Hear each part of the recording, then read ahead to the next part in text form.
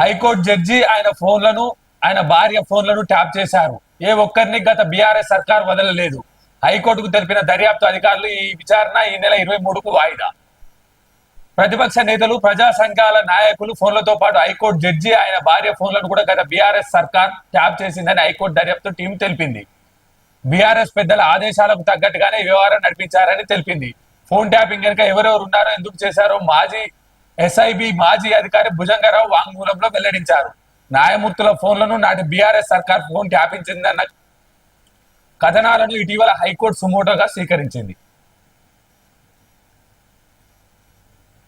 Okay,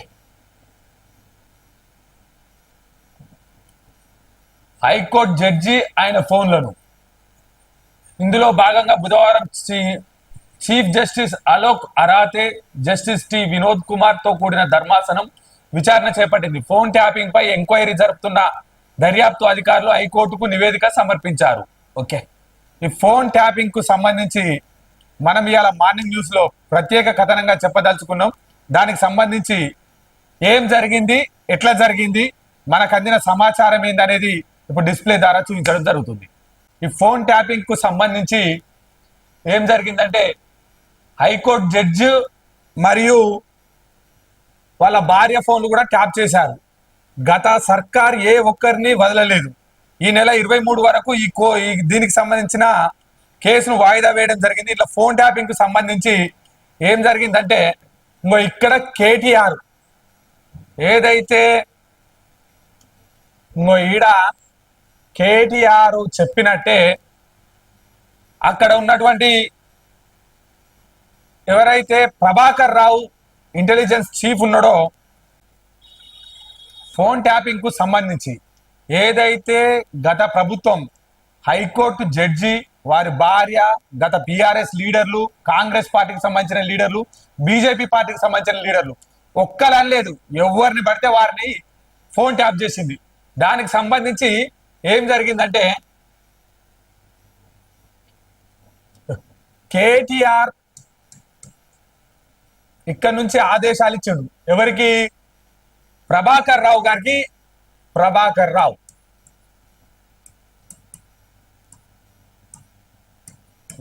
రావుకు ఆదేశాలు ఇస్తే ఈయన ఎస్ఐబి చీఫ్,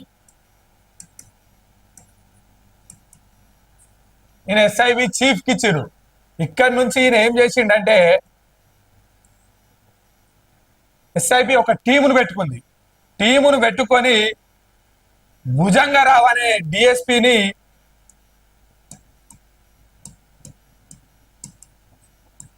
భుజంగరావు, దానికి తోడు 3 సిఐలు, 8 మంది ఎస్ఐలను పెట్టుకొని ఈ టీం ఏం చేసిందంటే, ఎవరెవరైతే ఎక్కడెక్కడ నుంచి డబ్బులు వసూలు చేస్తా ఉన్నారు, ఏ విధంగా వీరికి సంబంధించిన ప్రభుత్వాన్ని పార్టీని ఎట్లా నడుపుతా ఉన్నారు, వాళ్ళందరిని ఎట్లా బ్లాక్మెయిల్ చేయాలి, వీటితో పాటు ఎవరైతే బడా బడా వ్యాపారవేత్తలు ఉన్నారో, ఈ బడా బడా వ్యాపారవేత్తల శ్రీధర్ రావు అని ఈయన వ్యాపారవేత్త.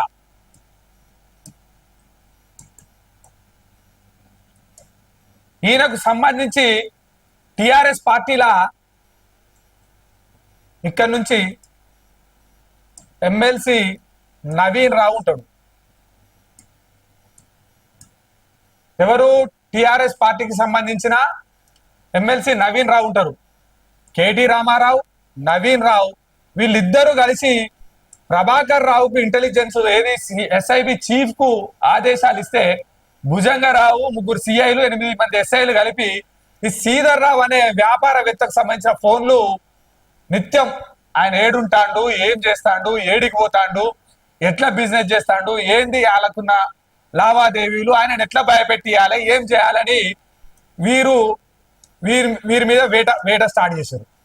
వేట స్టార్ట్ చేసినాక ఇదంతా లొల్లి నాకెందుకని ఈ శ్రీధర్ రావు ఏం చేసిండంటే, ఇదంతా లొల్లి నాకద్దు, నా మీద నన్ను ఇబ్బంది పెట్టకూరని ఈయనే మళ్ళీ కేటీ రామారావుకు 13 కోట్ల రూపాయలు ఎలక్టోరల్ బాండ్ కింద, అంటే పార్టీ ఫండ్ కింద పార్టీ ఫండ్ కింద కేటీ రామారావుకు శ్రీధర్ రావు డబ్బులు ఇచ్చిండు. ఈ లొల్లెంత అద్దు, నాకు ఈ పంచాయతీ అద్దు, ఇది అంత అద్దు అని 13 కోట్ల రూపాయలు ఇచ్చిండు. 13 కోట్ల రూపాయలు ఎలక్టోరల్ బాండ్లు టిఆర్ఎస్ పార్టీ తీసుకున్నప్పటికి కూడా 13 కోట్ల రూపాయలు తీసుకున్నప్పటికి కూడా ఈయన మీద వేధింపులు ఆగలేదు. వేధింపులు ఎందుకు ఆగలేదంటే వీళ్ళకి ఇంకా ధనదాహం పెరిగిపోయింది. ఏం చేసినా ఎటు పోయినా పార్టీకి సంబంధించిన విషయాలతో పాటు ఎవరెవరైతే ఎక్కడెక్కడైతే వ్యాపారవేత్తలు ఆర్థికంగా పరిపుష్టిగా ఉన్నారో వాళ్ళందరినీ చేసిరు. వీళ్ళతో పాటు ఏం చేసిరంటే అప్పటి ప్రతిపక్ష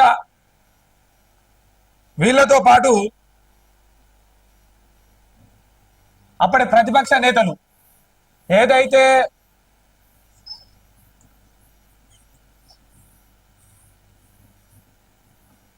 అప్పటి ప్రతిపక్ష నేతలైనటువంటి రేవంత్ రెడ్డి గారు పిసిసి ప్రెసిడెంట్ ఉండే.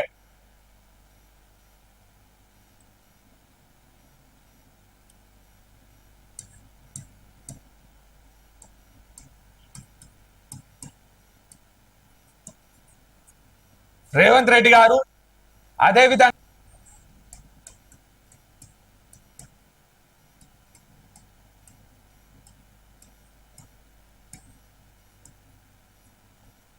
ఉత్తమ్ కుమార్ రెడ్డి గారు, అదేవిధంగా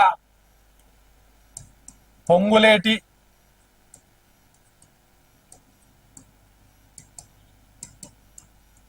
శ్రీనివాస్,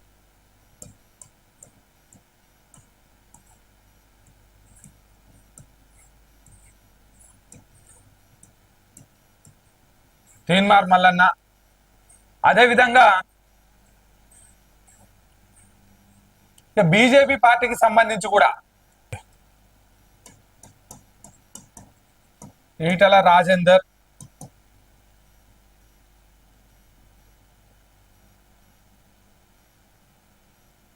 గుజ్జుల ప్రేమేందర్ రెడ్డి,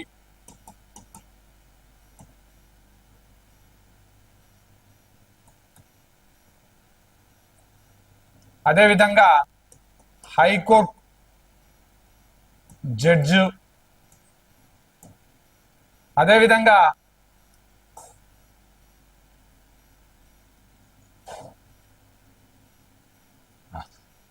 ఈ విధంగా ప్రతి ఒక్కరిని ఫోన్ ట్యాప్ చేసి ఏదైతే కాసాని జ్ఞానేశ్వరు, గుజ్జుల ప్రేమేందర్ రెడ్డి, ఈటల రాజేందరు, తీన్మార్ మల్లన్న, పొంగులేటి శ్రీనివాస్ గారు, ఉత్తమ్ కుమార్ రెడ్డి, రేవంత్ రెడ్డి గారు, వారి కుటుంబ సభ్యులు, వారికి సన్నిహితంగా ఉండే ప్రతి ఒక్కరిని, కాంగ్రెస్ పార్టీకి సంబంధించిన ప్రతి ఒక్కరిని, వారితో ఎవరెవరైతే అనుబంధంగా ఉంటారో ఏం చేస్తా ఉన్నారో అని చెప్పి ఇజ్రాయెల్ నుంచి తెచ్చినటువంటి సాఫ్ట్వేర్ ను పెట్టి దేశ భద్రతకు విఘాతం కలిగించే విధంగా, దేశ భద్రతను ఇబ్బంది పడే విధంగా, దేశ భద్రతను ప్రైవేట్ వ్యక్తుల చేతిలోకి పంపించే విధంగా అప్పటి గత ప్రభుత్వం ఇదంతా చేయడం జరిగింది. ఇప్పుడు ఇక్కడ ఏం జరిగిందంటే ఒక సిద్దిపేట వాసి ఏం చేసిండంటే మహమ్మద్ హయాతుద్దీన్ అనే అతను మళ్ళీ ఈ కేసులో ఇంప్లీడ్ అయ్యాడు. ఎందుకు ఇంప్లీడ్ అయ్యాడంటే నా మీద కూడా టిఆర్ఎస్ ప్రభుత్వం గతంలో ఇట్లా చేసింది, నేను కూడా బాధితుండే ఫోన్ ట్యాపింగ్ లో, నా వాదన కూడా వినండి అని చెప్పి ఇట్లా చేసింది. ఇంకా చాలా మంది బిగ్ షాట్స్ ఈ ఫోన్ ట్యాపింగ్ కు సంబంధించి మనకెందుకు గొడవ జరిగింది, ఏదో జరిగింది అన్న ఉద్దేశంతో ఉన్నారు. కానీ ప్రజాప్రభుత్వం రేవంత్ రెడ్డి గారి ప్రభుత్వం ఏదైతే ఉందో, గతంలో జరిగిన ఫోన్ ట్యాపింగ్ లో ఎవరెవరైతే ఇబ్బంది పడ్డారో వాళ్ళందరికీ న్యాయం జరగాలంటే ఇప్పుడు ఈ ఫోన్ ట్యాపింగ్ కు సంబంధించిన ఎవరైతే ప్రభాకర్ రావు ఉన్నారో, ఈ ప్రభాకర్ రావు ఏదైతే విదేశీ పర్యటన ఉన్నారో ఆయనను పట్టుకరాని కోసం ఇదంతా ప్రయత్నం చేస్తా ఉన్నారు. కాబట్టి ప్రజా ప్రభుత్వంలో ఎక్కడ ఎన్ని తప్పులు ఎన్ని పొరపాట్లు చేసిరో వాటిని తీసుకొచ్చే ప్రయత్నం చేస్తా ఉన్నారు.